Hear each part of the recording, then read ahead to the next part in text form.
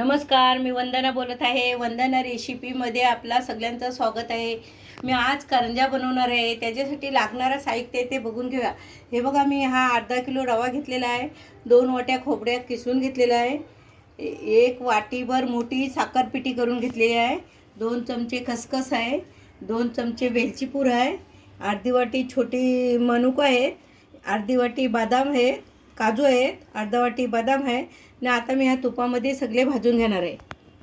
आणि हा बघा, इकडे अर्धा किलो पीठ घेतलेलं आहे मैद्याचा. ते आपल्याला आता भिजून घ्यायचं आहे. हे बघा, मी काजू भाजून घेतलेले आहेत.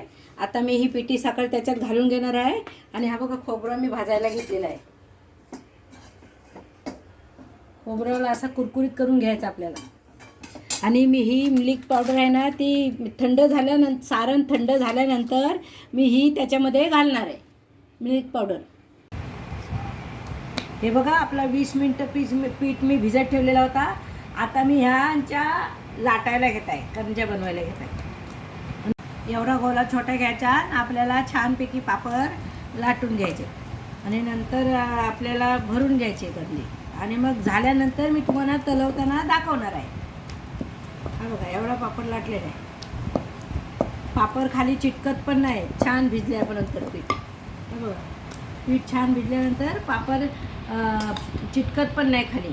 आणि असं आपण करंजीला सारण भरायचा आणि ही करंजी अशी दाबून घ्यायची. सुकला असला पापड तर त्याला पाणी लावायचं पापडाला. असं ओलाच पापड असला तर नाही पाणी लावायचं त्याला. हे बघा, हे असे तुम्हाला करून दाखवते. अशी पाहिजे त्या आकाराने तुम्हाला कापून घ्यायची. तुम्ही छोटी मोठी, मी जरा मोठ्याच करताय.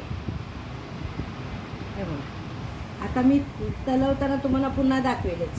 हे बघा, आपल्या या बनून झालेल्या आहेत करंज्या. आता मी तुम्हाला त्या तलून दाखवत आहे. तेल तापलं आहे मीडियम तेलामध्ये तलायचे. आणि मग तळल्यानंतर बारीक गॅस करायचा आणि चांगला कुरकुरीत करून घ्यायच्या. 4-4, 5-5 टाकायच्या.